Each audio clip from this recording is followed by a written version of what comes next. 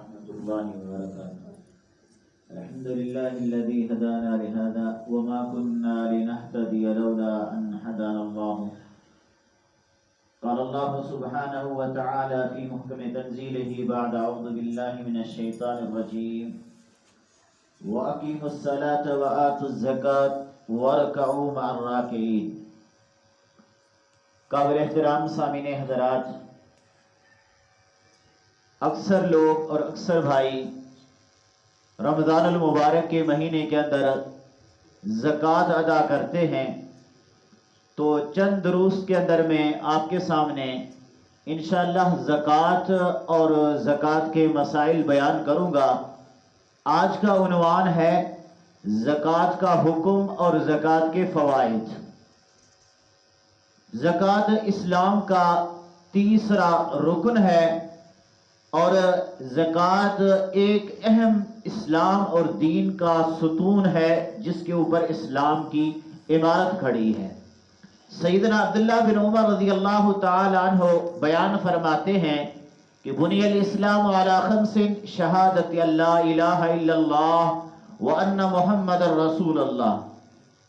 اسلام کی بنیاد آپ نے فرمایا رکھی گئی ہے 5 چیزوں پر۔ سب سے پہلے اس بات کی گواہی دینا کہ اللہ تعالیٰ کے علاوہ کوئی معبود نہیں اور محمد صلی اللہ علیہ وسلم اللہ کے رسول ہیں۔ وَإِقَامِ الصَّلَاةِ اور نماز کو قائم کرنا، وَإِيتَاءِ الزَّكَاةِ اور زکوٰۃ دینا، وَالْحَجِّ اور حج کرنا، وَصَوْمِ رمضان اور رمضان کے روزے رکھنا۔ یہ 5 اسلام کے بنیادی اہم رکن ہیں۔ ان ارکان کی ادائیگی یا ان میں سے کسی ایک کے انکار کرنے سے اسلام کے دائرے سے انسان خارج ہو جاتا ہے۔ اللہ تبارک و تعالی نے جہاں جہاں نماز کا حکم دیا وہاں اللہ تعالیٰ نے ساتھ زکوٰۃ کا بھی حکم دیا ہے۔ جگہ جگہ اللہ تعالیٰ نے قرآن کے اندر فرمایا اقیموا الصلاۃ وآتوا الزکاۃ، نماز کو قائم کرو اور زکوٰۃ ادا کرو۔ تو اس سے ثابت ہوتا ہے جس طرح نماز کی فرضیت ہے، جس طرح نماز اہم اسلام کا ایک رکن ہے، اسی طرح زکوٰۃ بھی ایک اہم رکن ہے۔ آپ صلی اللہ علیہ وسلم نے فرمایا امرت ان اقاتل الناس، مجھے اس بات کا حکم دیا گیا ہے۔ حکم دینے والے اللہ کے نبی کو کون ہے؟ اللہ۔ آپ فرما رہے مجھے حکم دیا گیا ہے کہ میں لوگوں کے ساتھ لڑوں حتیٰ کہ وہ اس بات کی گواہی دیں کہ اللہ کے علاوہ کوئی معبود نہیں، اور نماز قائم کریں اور زکوٰۃ دیں۔ جب یہ کام کرنے لگیں گے تو وہ اسلام کے دائرے میں آ جاتے ہیں، پھر ان کے ساتھ لڑائی جائز نہیں ہے۔ پھر دیکھیں آپ صلی اللہ علیہ وسلم کے بعد جب سیدنا عمر صدیق ابو بکر صدیق رضی اللہ تعالی عنہ خلیفہ بنے تو اس وقت عرب میں سے کچھ قبائل نے زکوٰۃ دینے سے انکار کر دیا۔ سیدنا ابو بکر صدیق رضی اللہ عنہ نے کہا میں ان کے ساتھ قتال کروں گا۔ سیدنا عمر رضی اللہ تعالیٰ عنہ نے کہا آپ اس کے ساتھ قتال جنگ کیسے کریں گے جبکہ وہ تو لا الہ الا اللہ پڑھتے ہیں؟ تو سیدنا ابو بکر صدیق نے اس وقت کیا کہا؟ انہوں نے کہا واللہ لأقاتلن من فرق بین الصلاۃ والزکاۃ، اللہ کی قسم میں اس کے ساتھ ضرور لڑوں گا جو نماز اور زکوٰۃ کے درمیان میں فرق کرتا ہے، نماز پڑھنے کے لیے تیار ہے اور زکوٰۃ دینے سے منکر ہے، زکوٰۃ دینے کا انکاری ہے، یہ اسلام کے دائرے سے خارج ہو چکا ہے، میں اس کے ساتھ لڑوں گا جو نماز اور زکوٰۃ کے درمیان میں فرق کرتا ہے۔ اس سے ثابت ہوتا ہے کہ نماز اور زکوٰۃ یہ دونوں اسلام کے اہم رکن ہیں، اور ان میں سے کسی ایک کے انکار سے انسان اسلام کے دائرے سے نکل جاتا ہے، اور یہ نماز اور زکوٰۃ یہ اسلام اور کفر کے درمیان میں حد فاصل ہے، حد امتیاز ہیں۔ اب اس زکوٰۃ کے چند فوائد آپ کے سامنے میں رکھتا ہوں۔ سب سے پہلے نمبر پر زکوٰۃ دینے سے انسان کے نفس، انسان کی ذات کی صفائی اور ستھرائی اور تطہیر ہوتی ہے۔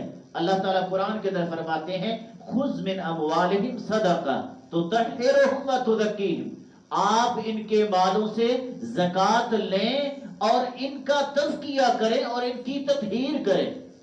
انسان کا نفس پاک ہوتا ہے زکات کی ادائیگی سے.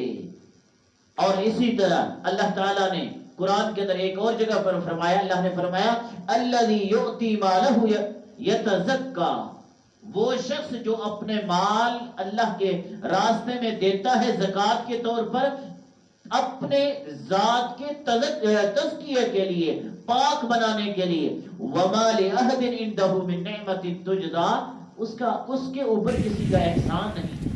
جس کو دے رہا ہے اس کے اوپر کوئی احسان نہیں. اپنے ذات کے فائدے کے لیے، اپنی ذات کی تزکیے کے لیے اپنے مال میں سے زکات دیتا ہے. اور اسی طرح اس کا دوسرا فائدہ یہ ہے زکات کا کہ زکات دینے سے برکتیں آتی ہیں. اللہ تعالیٰ مال کو بڑھاتا ہے. قرآن میں اللہ فرماتے ہیں یمحق اللہ الربا ویربی الصدقات، اللہ سود کو مٹاتا ہے اور صدقات کو بڑھاتا ہے. اسی طرح اللہ تعالیٰ نے ایک اور مقام پہ فرمایا وما آتیتم من زکاۃ تریدون وجہ اللہ، جو تم زکات دیتے ہو اللہ کی رضا کے لیے، تو اللہ نے فرمایا فاولئک هم المضاعفون، یہ وہ لوگ ہیں جن کے مال کو، جن کے ثواب کو کئی گنا بڑھا دیا جاتا ہے زکات دینے کی وجہ سے. اور اسی طرح جو زکات دیتا ہے، یہ زکات کل قیامت کے دن جب نفسا نفسی ہوگی، کوئی سایہ نہیں ہوگا، یہی زکات اس کے لیے سایہ بن جائے گا. اللہ کے رسول صلی اللہ علیہ وسلم نے حدیث کے اندر فرمایا، آپ نے فرمایا سبعۃ یظلھم اللہ فی ظلہ، 7 انسانوں کو اللہ، خوش نصیب قسم کے انسانوں کو اللہ تعالیٰ اپنے عرش کا سایہ نصیب کرے گا. ان میں سے آپ نے فرمایا ورجل تصدق بصدقۃ فاخفاها، ایک وہ آدمی جس نے صدقہ زکات دی اور اس کو چھپا کر دیا، کل قیامت کے دن یہ عرش کے سائے کے اندر ہوگا. اور اسی طرح دوسری حدیث آتی ہے، اس میں بھی آپ نے فرمایا کہ کل امرئ فی ظل صدقتہ حتی یفصل بین الناس، ہر آدمی اپنی زکات کے سائے کے اندر ہوگا یہاں تک کہ قیامت کے دن لوگوں کے درمیان میں فیصلہ کیا جائے گا. اور فیصلے کا دن کتنا ہوگا، کتنا لمبا، 50,000 سال کے برابر ہوگا. اس وقت وہ اپنے زکات کے سائے کے اندر ہوگا، یہ اس کے لیے سایہ بن جائے گا. اور اسی طرح زکات دینے سے انسان کے گناہ مٹ جاتے ہیں، یہ گناہ کا کفارہ ہے.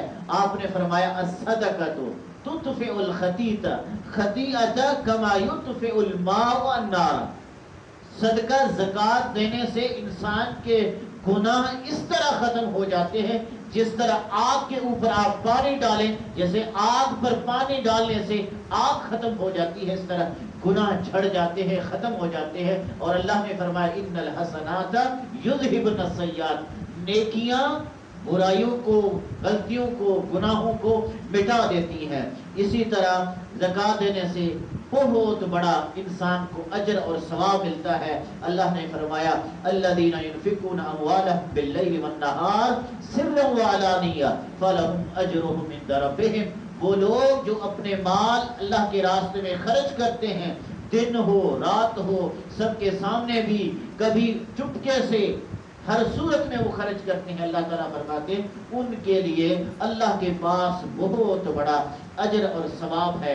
اسی طرح زکات دینے سے اللہ کا جو غضب ہے، اللہ کا جو غصہ ہے وہ ٹھنڈا ہو جاتا ہے. آپ نے فرمایا ان صدقۃ السر تطفئ غضب الرب، چپکے سے زکات اور صدقہ دینے سے اللہ کا غضب، اللہ تعالیٰ کا غصہ ٹھنڈا ہو جاتا ہے. وَتَدْفَعُ مِيتَةَ السُّوءِ، اور صدقہ اور زکات دینے سے اچانک آنے والی جو موت ہوتی ہے اللہ اس موت کو بھی ٹال دیتا ہے. یہ چند فوائد میں نے زکات کے آپ کے سامنے رکھے، اور زکات کی فرضیت اور اہمیت اور باقی مسائل انشاءاللہ اگلے درس کے اندر. اللہ ہمیں سمجھنے اور عمل کرنے کی توفیق دے.